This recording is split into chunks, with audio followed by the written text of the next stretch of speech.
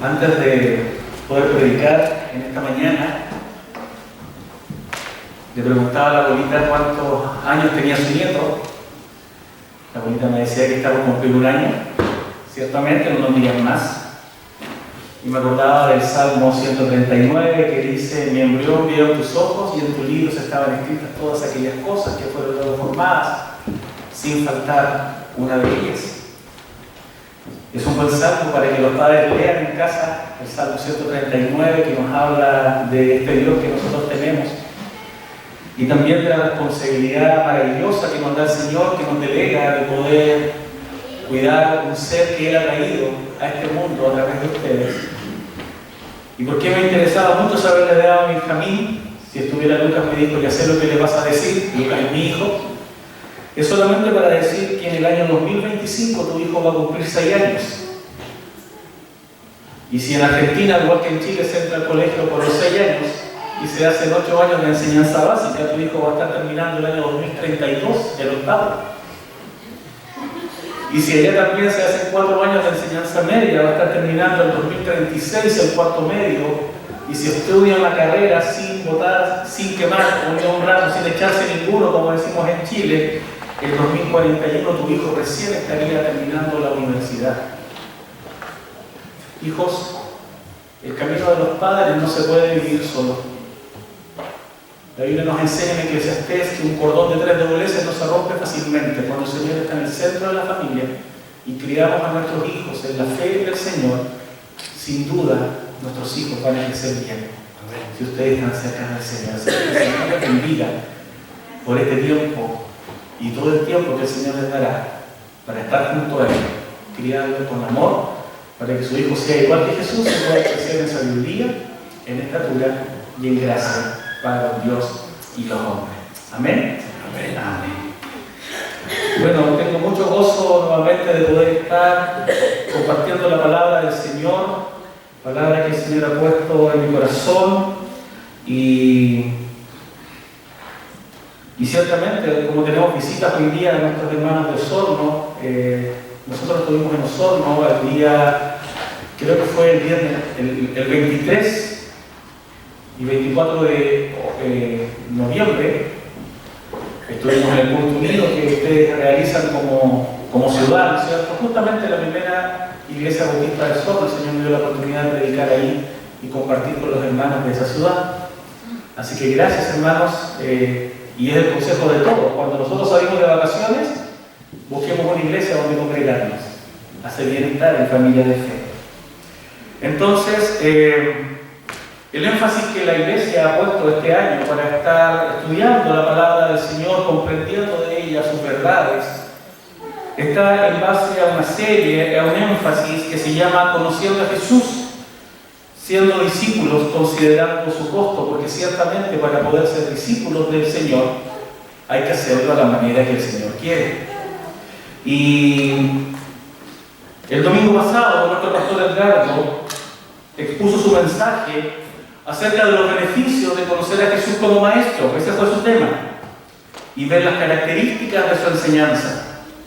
La cita con la que comenzó su sermón fue en Juan 13, del 13 al 17, y sobre esto acentuó, subrayó, sobre esto destacó las siguientes palabras de Jesús acerca de sí mismo: vosotros me llamáis maestro y Señor, y decís bien, porque lo soy. Por esta razón su mensaje lo concluyó así, cito: ¿Jesús es Salvador? Sí. ¿Es Señor? Sí. Pero también es maestro. ¿Le conoce como Salvador? ¿Le conoce como Señor? Conózcale ahora como maestro y déjese enseñar por Él. Y esta última oración, déjese enseñar por Él, tocó mi corazón. De inmediato me hice la pregunta: ¿qué verdad tiene conocer a Jesús, nuestro maestro? Y ese es el título del mensaje del día de hoy. ¿Qué verdad tiene conocer a Jesús como maestro? El texto bíblico nos ayudará a entenderlo. El texto bíblico nos va a ayudar a ver a Jesús como maestro. El Salmo 9:10 dice: en ti confían los que conocen tu nombre, porque tú, Señor, jamás abandonas a los que te buscan. Confianza en Jesús podemos tener al conocer su nombre y lo vamos a ver en el día de hoy. Estoy muy deseoso de poder transmitir a ustedes el mensaje que Dios ha puesto en mi corazón a través de lo que descubro en la Biblia. Y también deseoso que conozcan el carácter de nuestro Maestro Jesús, de tal modo que al observar los detalles podamos decir como el apóstol Pablo: para mí el vivir es Cristo y el morir es ganancia. Les invito entonces a que oremos y su mensaje, solamente su mensaje, transforme nuestro corazón. Amén. Cerremos nuestros ojos. Señor, esta mañana tenemos el gozo de poder escuchar tu voz a través de tu palabra que tú dejaste para que pudiéramos conocerte.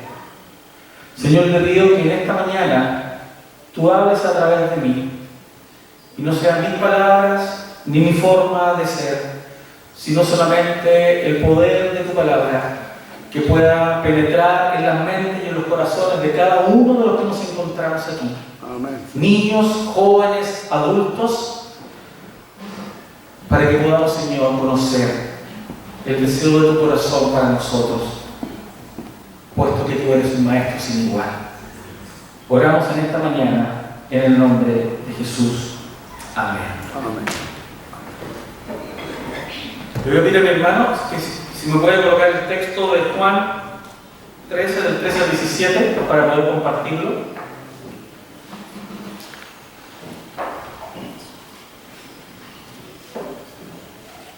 Este es el texto que vamos a estar compartiendo esta mañana.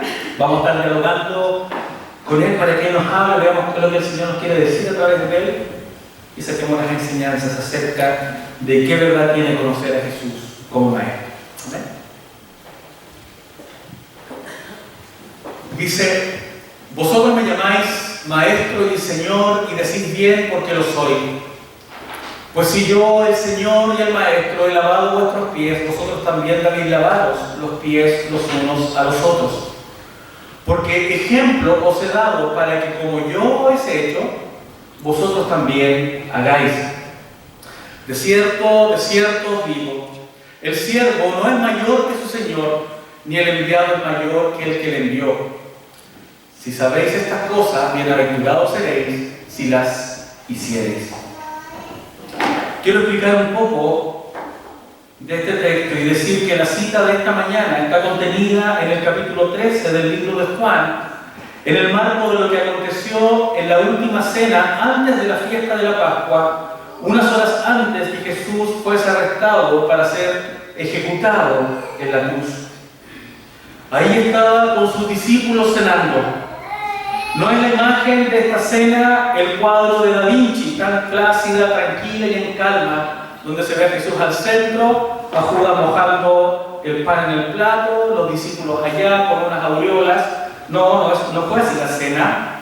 Era una noche tensa, Judas lo iba a traicionar.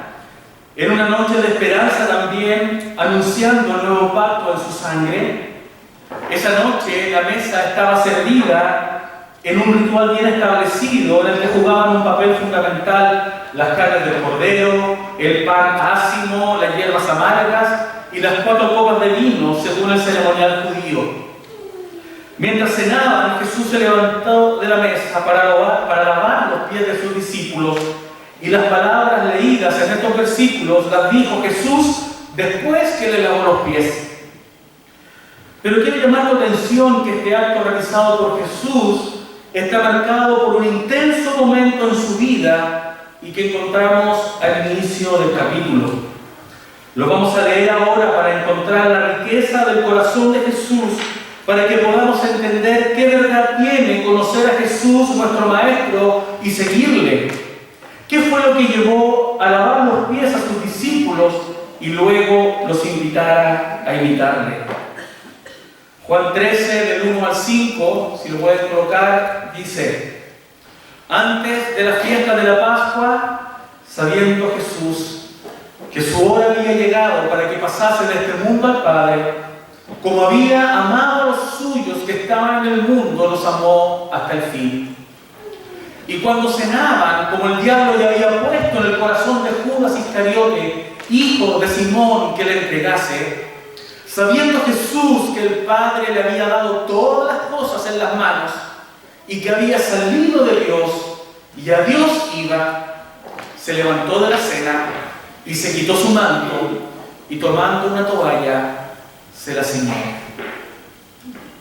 Luego puso agua en un lebrillo, en un recipiente, dice la NBI, y comenzó a lavar los pies de los discípulos y a enjugarlos, a secarlos bien con la toalla con que estaba ceñido. Quiero que pongamos énfasis en el versículo 1. ¿Se me lo puede dejar, por favor? El versículo 1 dice: antes de la fiesta de la Pascua, sabiendo Jesús que su hora había llegado para que pasase de este mundo al Padre, como había amado a los suyos que estaban en el mundo, los amó hasta el fin. Este versículo, como dijera Charles Spurgeon, el 5 de julio de 1888, en su sermón Amor más fuerte que la muerte, Spurgeon dice: este versículo es una joya de inestimable precio. El cuadro del lavado de los pies está insertado en este precioso marco. Y el marco es este. Este acto lo realiza Jesús al final de su vida. Esa noche iría a Getsemaní y en menos de 24 horas las amadas manos que lavaron los pies de sus discípulos serían clavadas en la cruz. Quiero hacer un paréntesis aquí. Si tú y yo supiéramos en este instante el momento que tú vas a morir, ¿te podrías concentrar en lo que yo voy a decir o estarías pensando inmediatamente qué estaría pasando en ese momento? Yo creo que tu mente no estaría acá, sino estaría empezando a dar vueltas. ¿Qué va a pasar? ¿Con quién dejo mis cosas? ¿Qué alcanza a hacer? ¿Qué no alcanza a hacer? Tu mente se turbaría, tu corazón empezaría a latir más fuerte y no podrías estar concentrado como estás ahora en este momento. Pero fijémonos cómo actuó Jesús y conozcamos su carácter. Spurgeon escribió: Jesús estaba a punto de soportar la grande y terrible muerte de cruz, a través de la cual compraría la eterna redención para todo su pueblo. ¿Qué prevalecía en su mente en ese momento? ¿Qué pensaría de sus discípulos ahora que tenía tantas otras cosas en que pensar? Ahora que se le venía el pensamiento de su muerte cercana, ahora que la agonía y el sudor de su sangre de Getsemaní estaba tan cerca. ¿Qué pensaría Jesús de sus discípulos en un momento como ese y bajo semejantes circunstancias? Nuestro texto, este versículo, es la respuesta a estas preguntas. Sabiendo Jesús que su hora había llegado para que pasase de este mundo al Padre, como había amado a los suyos que estaban en el mundo, los amó hasta el fin. Todavía en este momento pudo pensar en los suyos. Jesús, en medio de esta crisis tan violenta que iba a vivir un par de horas después, pudo amar a los suyos. ¡Qué tremendo e inigualable maestro tenemos! ¿Y saben cómo los amó? ¿Cómo amó a los discípulos? En primer lugar, desde que los escogió. Los primeros discípulos de Jesús eran pescadores, ¿recuerdan? Pedro, Felipe, hombres sin letras y del vulgo, dice Hechos 4:13. En el día de hoy ese concepto de sin letras y del vulgo podría interpretarse gente del pueblo, del populacho, así en forma despectiva, gente de la masa. Otros discípulos como Mateo, más preparados y respetados, era considerado un pecador por la gente. Jesús los amó y mostró su amor por ellos, y ese amor obró en ellos y los hizo obedientes a su llamado. En primer lugar, Jesús los había escogido. Aquí estaba el señorío de Jesús. Habiendo comenzado con el amor, prosiguió con la enseñanza. Su enseñanza fue amor en el día a día, en lugares públicos y privados, la montaña, el mar, en la madrugada o por la noche. Les enseñó por medio de sus milagros, o los enseñó en el templo cuando la gente venía a escuchar a Jesús. Estos estudiantes, dice Spurgeon, a veces eran torpes, tan propensos a olvidar, tan lentos para recordar, pero aunque sus naturalezas eran imperfectas, el Señor con ternura y energía les enseñó. Ante los ojos nuestros, tan propensos a frustrarnos por los resultados, Jesús debió haberlos dejado y tomar a otros. Sin embargo, el Señor siempre mantuvo su amor. ¿Recuerdan a Tomás? Con ternura Jesús dejó que metiera sus dedos en sus manos y el costado, y en vez de retarlo, le dice: no seas incrédulo, sino creyente. Ahí estaban esos discípulos. Spurgeon dice torpes. ¿En qué sentido? De que tenían al Señor y no se daban cuenta quién era el Señor. ¿Quién es este para que el viento y el mar le obedezcan? Habiendo visto su poder, Pedro había dicho de él: tú eres el Cristo. El Señor dijo que eso se lo había revelado Dios. Pero inmediatamente cuando Jesús le dijo que tenía que morir, Pedro dice: ojalá que eso no acontezca.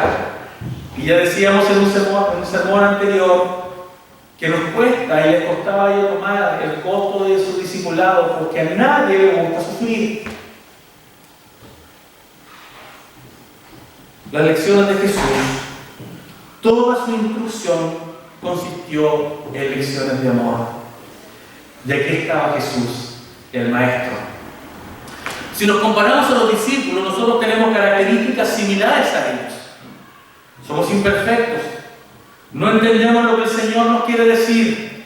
Somos egocéntricos al aplicar nuestra propia sabiduría en vez de la de Dios. Nos cuesta someternos a la voluntad de Dios. Cuestionamos, ponemos nuestras exigencias para servirle.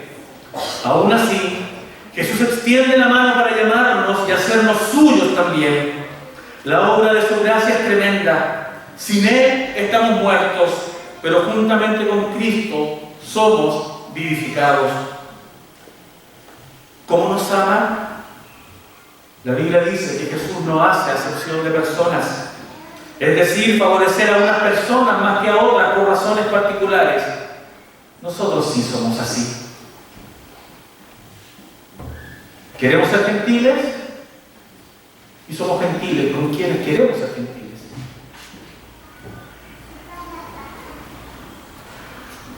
Pero Jesús nos llama también porque nos conoce, porque nos hizo para ser sus discípulos y aprender de Él. Fue este Señor y Maestro que en la misma noche que cenaba junto a sus discípulos, sabiendo que su hora había llegado, se levanta de la mesa para lavar los pies a sus discípulos. Juan 13:3, sigamos al 3, por favor. Sabiendo Jesús que el Padre le había dado todas las cosas en las manos. Eso fue lo que leyó mi hermano en Hebreos. Y que había salido de Dios y a Dios iba. Dice la Biblia en el versículo 4, se levantó de la cena y se quitó su manto. Y tomando una toalla, la ciñó. Luego puso agua en un lebrillo y comenzó a lavar los pies de sus discípulos y a enjugarlos con la toalla con que estaba ceñido. La costumbre del lavado de pies era muy común en Medio Oriente.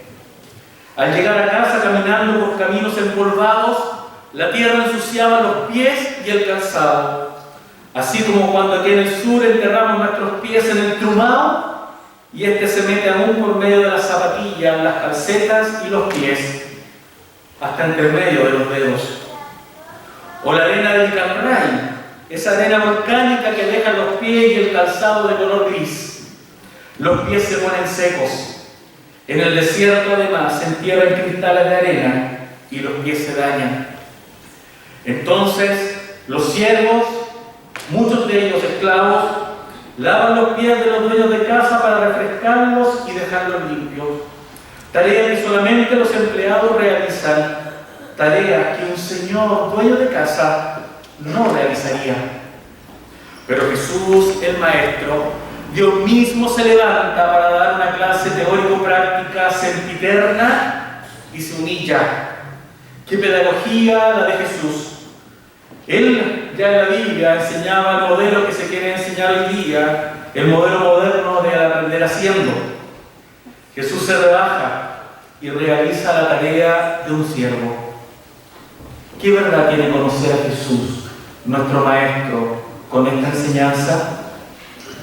Primero aprendemos que Jesús es fiel a lo que enseña.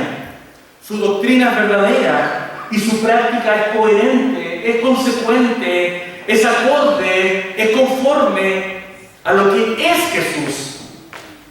Esa noche Jesús el Maestro descoloca totalmente a sus discípulos. Juan 13, del 6 al 7, nos muestra lo siguiente. Entonces, dice el texto del 6, vino a Simón Pedro y Pedro le dijo: Señor, ¿tú me lavas los pies? Obvio, como decimos de nosotros, de cajón que haya reaccionado así. A sus ojos, el rabí, el maestro, estaba haciendo algo que no correspondía a su estatus. Algo parecido cuando los fariseos preguntaron en casa de Mateo: ¿por qué su maestro come con publicanos o pecadores? Pues dentro de las características de los maestros de la ley, había cierto tipo de personas con las cuales no había que juntarse. Había cierto tipo de personas que no tenían que recibir el mensaje de Dios, ni siquiera compartírselas a ellos. Pero ahí estaba el maestro sentado con publicanos y pecadores. Y Jesús, que conoce el pensamiento, les dice: yo no he venido para sanos, he venido para enfermos y pecadores.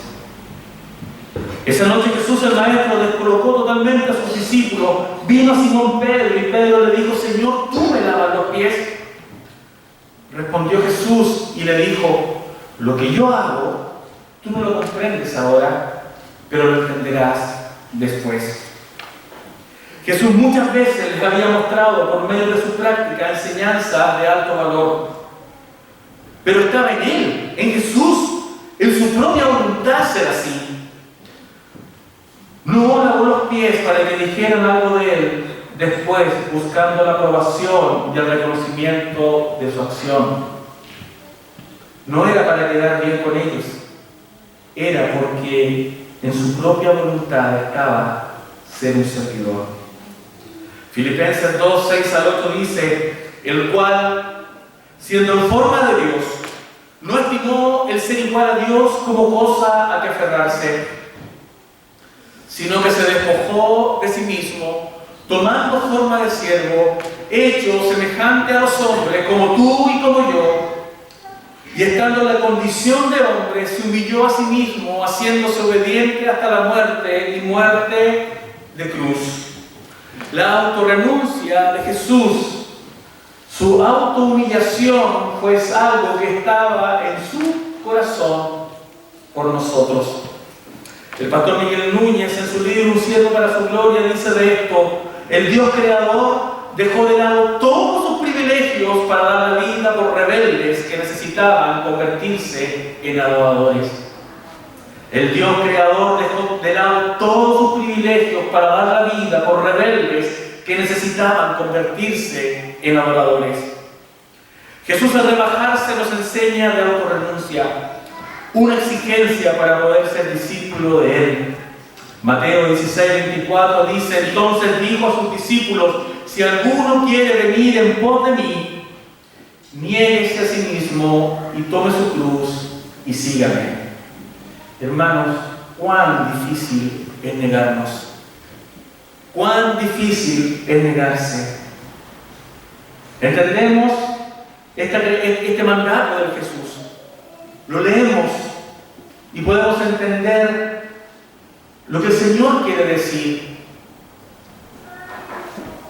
Pero cuán difícil es negarnos.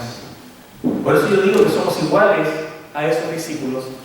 Pero el texto también me dice que a pesar de que somos así, el Señor nos amó hasta el fin. Esa es su gracia y esa es su ternura.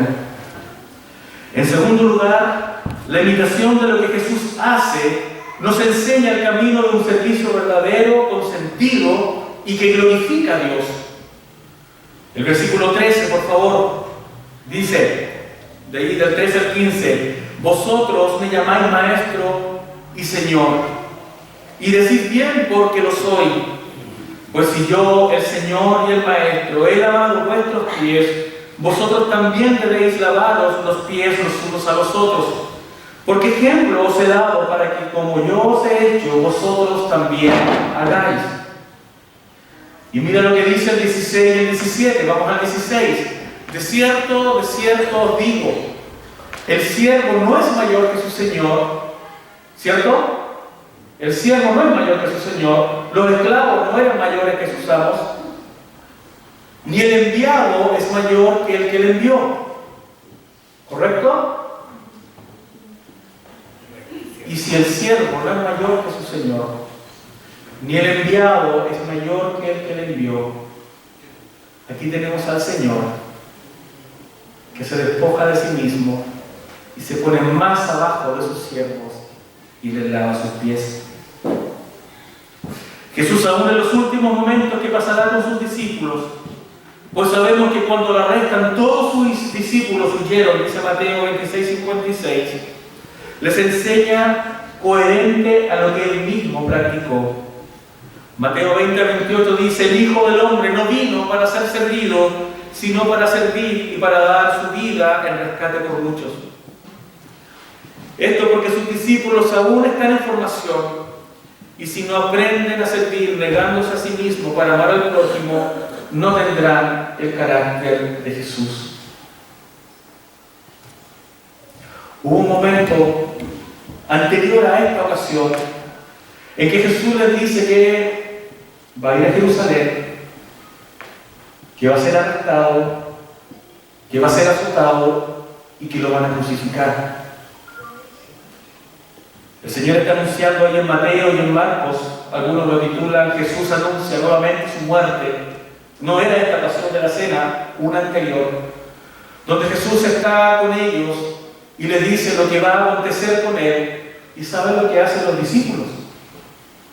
Viene la madre de Juan y de Jacobo y le dice, Señor, cuando tú estés allá en la gloria, ¿tú podrías pensar quién puede sentarse a mi derecha o a mi izquierda?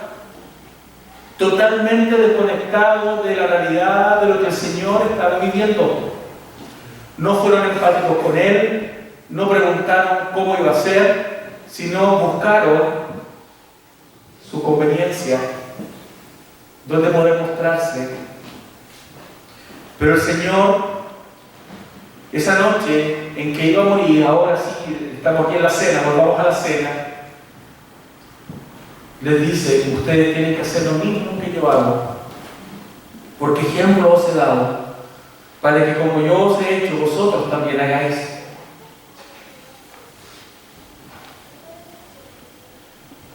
Justamente porque sabía que si los discípulos no son capaces de negarse a sí mismos,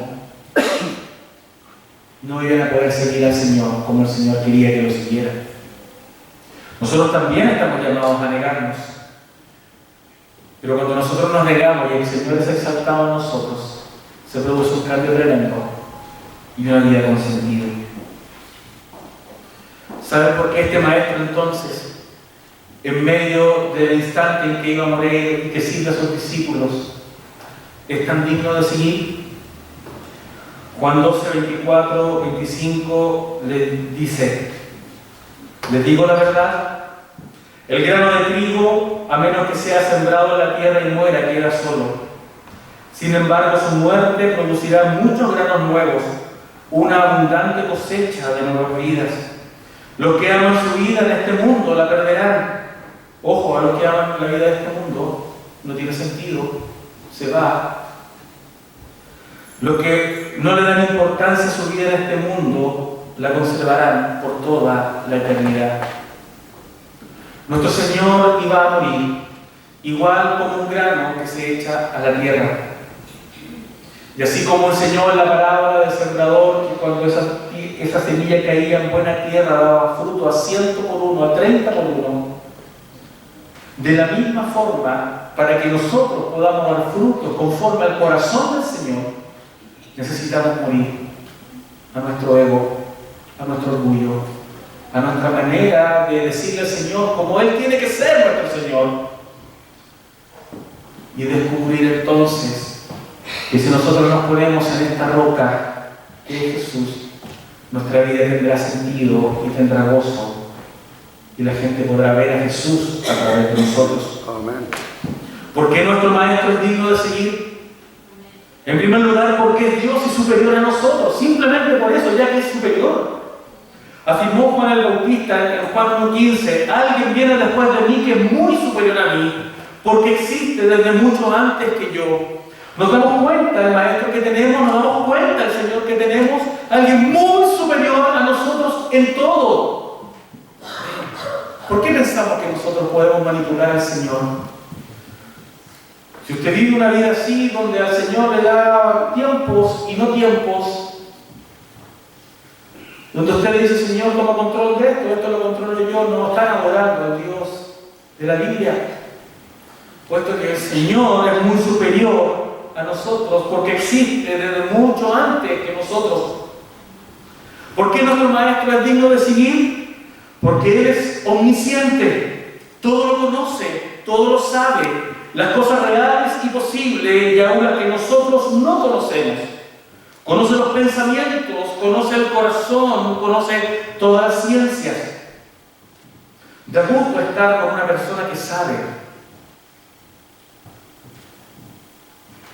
Y hay gente muy inteligente que uno se admira de la inteligencia que tiene, pero su inteligencia es localizada.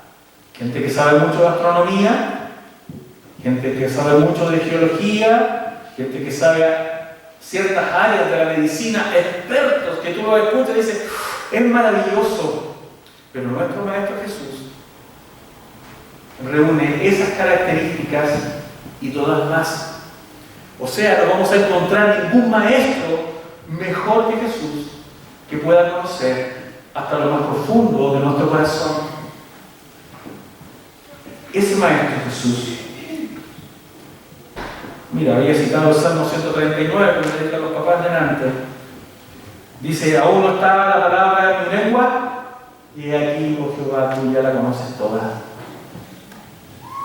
Si subo hasta el cielo, ahí estás tú. Si voy a lo profundo del mar, ahí también estará tu presencia. Si me alejo hasta la salva, lo más ancho del mundo, ahí está. Y si es de noche, en la noche tú todo lo ves. Hermanos, amigos, este Maestro Jesús es un Maestro sin igual. Amén. Vivir en la presencia de Dios transforma a aquellos que la experimentan, sin duda. Y para ser un discípulo, no vas a horas de clases de la semana. No hay horario de 8 a 1, de 4 a 10, como está haciendo la Danae ahora, la U ya. Era en el día a día. En esa relación donde el Señor te va mostrando qué tiene que ser cambiado en ti para ser a su imagen. De esa forma, nosotros nos vamos transformando. Vivir en la presencia de Dios transforma a aquellos que la experimentan. Esa noche los discípulos fueron servidos por Jesús a lavar sus pies.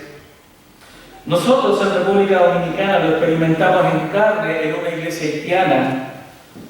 Nos sentimos igual que Pedro, inmerecedores de tanto amor, pero aprendimos a humillarnos y a amar. Ahora me quiero enfocar un poquito en esa escena del lavado de pies. El versículo 5 es, ¿no es cierto?, el que lo muestra. Si me ayudan con el texto arriba. Si ustedes me lo colocan, si no lo leo yo. Miren cómo fue ese momento. El 4, partamos del 4. Se levantó de la cena y se quitó su manto. Y tomando una toalla, se la ciñó. Luego puso agua en un lebrillo y comenzó a lavar los pies de los discípulos y a enjugarlos con la toalla con que estaba ceñido. La NBI dice: comenzó a lavarle los pies a los discípulos y a secárselos con la toalla que tenía en la cintura. Yo decía que es muy difícil luchar contra nuestro orgullo y negarnos a nosotros mismos. Pero si usted experimenta el gozo del servicio en las cosas más humillantes, el Señor quiebra tu corazón y tu corazón se abre para entender estos símbolos que hizo Jesús.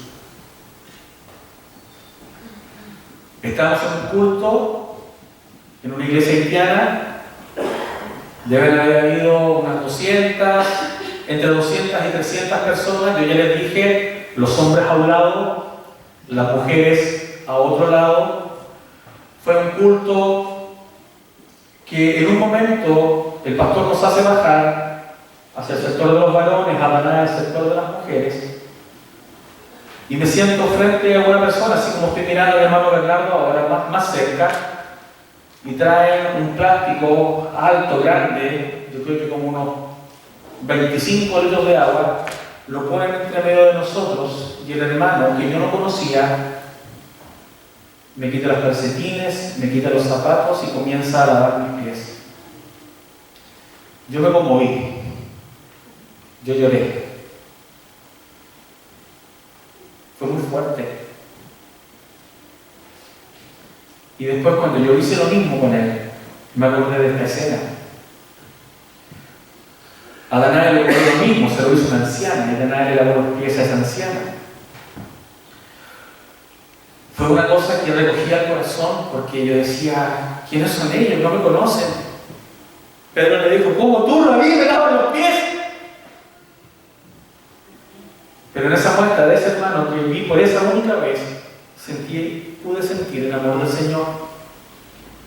Pero eso ocurrió bajando. Eso ocurrió humillándose. Para poder sentir en el gozo de la exaltación del servicio, que eso trae bendición. Y Jesús nos dice, imítenme, háganlo como yo. Ese imitar a Jesús significa también tener la voluntad del Señor. No es un acto cualquiera, no es nada que pon la mesa que yo la coloco, está lista. No, es silencio. Es reconocer que tengo privilegios al servir al Padre.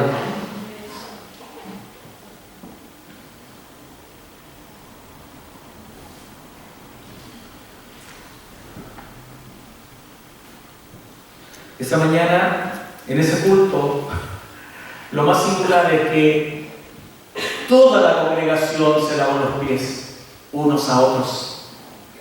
Tomó más de una hora. Fue impresionante. Esa agua transparente ya no era transparente al final.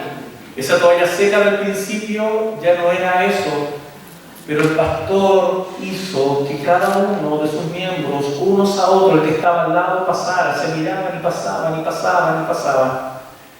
Y ese fue un momento memorable del que nosotros pudimos ver. Y pudimos aprender a humillarnos y amar. ¿Sabe lo que significa un acto de lavado de pies? Significa que conocer a Jesús como Maestro en una enseñanza como esta nos llevará a no sobrevalorarnos. ¿Lo dije bien? Sobrevalorarnos, sino a ser siervos. Conocer a Jesús como Maestro nos transformará. Y hacer lo que Jesús nos enseña en este tiempo hará por medio mismo que provocó en el Sermón del Monte, que vean vuestras buenas obras, mis hermanos, y glorifiquen a vuestro Padre que está en los cielos. ¿Qué concluimos entonces? ¿Qué verdad tiene conocer a Jesús, nuestro Maestro? Sabiendo que Jesús es Maestro y Señor, y que nos amó hasta el fin, nos ama hoy y nos amará hasta que Él venga. Eso nos debe motivar a imitarle, pues el sentido de satisfacción en tu vida depende no solo de que puedas conocer a Dios en tu mente, sino de que puedas trabajar y hacer lo que haces para la gloria de Dios. Trabajar para su gloria es otra forma de decir que trabajamos para reflejar quién Él es. En definitiva, fue lo que dijo Jesús, porque ejemplos he dado para que como yo os he hecho, vosotros también hagáis. ¿Jesús es Salvador? Sí. ¿Es Señor? Sí. Pero también es Maestro. Conócele ahora como Maestro y déjate enseñar por Él. Amén. Amén. Oremos. Señor, tu palabra es verdad. En ella está contenida todo lo que el ser humano necesita, todo lo que el ser humano necesita conocer.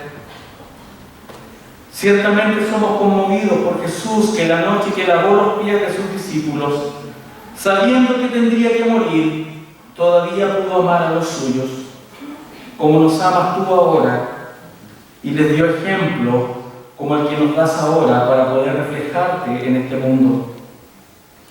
La forma que enseñaste es la misma que nos enseñas hoy por tu Espíritu, a través de tu palabra que nos mueve a vivir no una fe de labios, sino como adoradores que te adoran en espíritu y en verdad.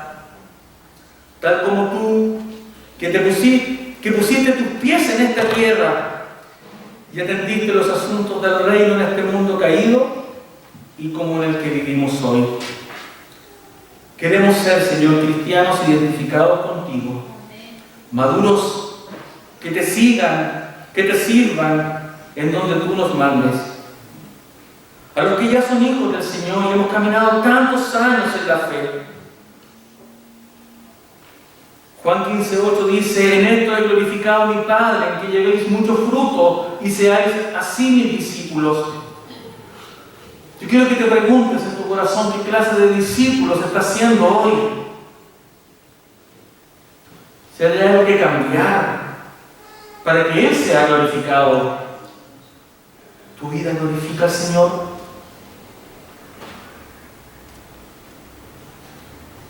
Yo anhelo que la imitación de los ejemplos de Jesús, tu vida se llene de gozo en el servicio,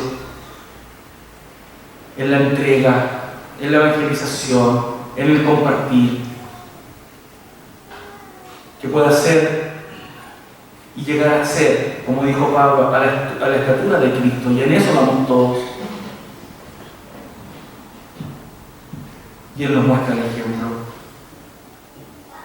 Y si hay alguno aquí que por primera vez ha escuchado de Jesús, o este tema tan especial que el día que lavó los pies de sus discípulos era la noche que iba a morir, y en vez de estar pensando en su muerte en ese momento, solamente pensó en amar, yo quiero decirte: Cristo, la roca, puedes estar de pie. Todo lo más que existe es arena. Y si tú pones tu fe en el Señor Jesús y quieres que Él sea tu Señor y tu Maestro, en Cristo, la roca firme, estarás de pie.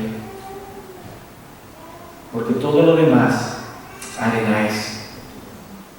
Así que, Señor, en el nombre de Jesús, esta mañana oramos para que esta palabra, Señor, quede en nuestros corazones. Y de esa forma, Señor, nosotros vayamos a casa preguntándote, Señor, ¿en qué más te podemos imitar? Y no va a ser por el hacer, mis hermanos, sino va a ser una obra del ser de tu vida. Y siendo un cristiano imitador de Cristo, harás todo lo que Él quiera, de la forma en que Él quiera usar tu vida. Oramos esta mañana, Señor, dándote gracias. Dándote gracias por tu palabra. Oramos en el nombre de Jesús. Amén. Amén, Señor. Y amén. Amén. Yo quisiera pedirle a José Pablo que pases. El grupo Alabanza también. Quisiera que pudiéramos cantar ahora como significado especial el coro de Pon en mí la mente que hubo en Cristo. Ahora pon en mí. Comenzando desde eso, si nos ponen la letra del primer canto que fue el que hicimos en la mañana, si vamos para tu gloria, algo así, les voy a invitar a ponerse de pie, que cantemos al Señor eso: pon en mí la mente que hubo en Cristo. vamos a exaltar al Señor de esa manera.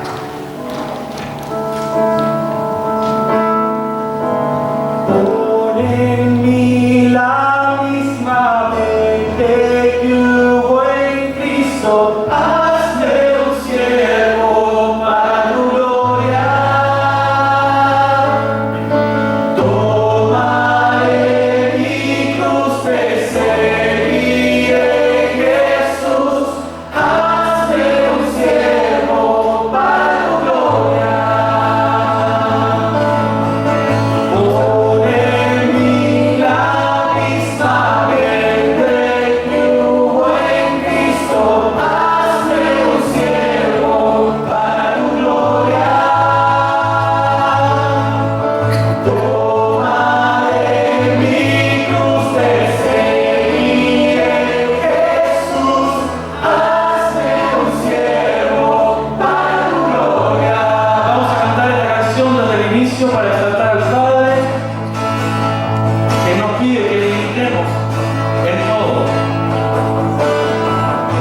Siendo en forma de Dios, Rey de toda la creación, el cielo se vistió, hasta los humos se humilló, sufrió la muerte en su misión. Oh, reina, vuelve una luz, inmenso amor te hizo descender a servir al pecador. Gracias sin igual, Cristo demostró, dio su vida en mi favor. Cantamos. Pon en mí la misma mente que hubo en Cristo. Hazme un siervo para tu gloria. Tomaré mi cruz, te seguiré, Jesús. Hazme un siervo para tu gloria.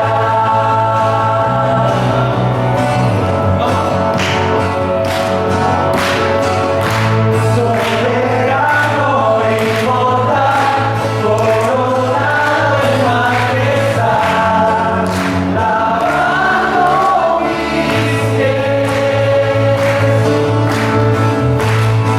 inocente de maldad, mas salvo mi iniquidad, tomando así mi lugar.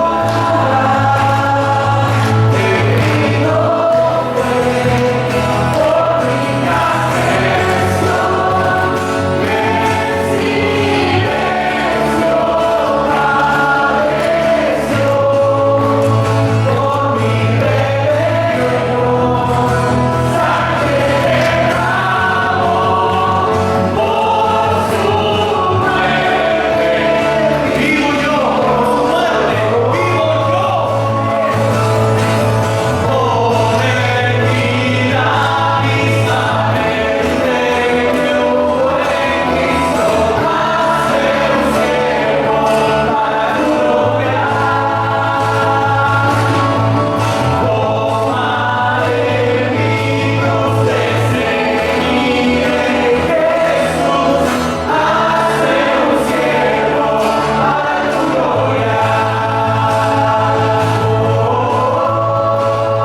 tu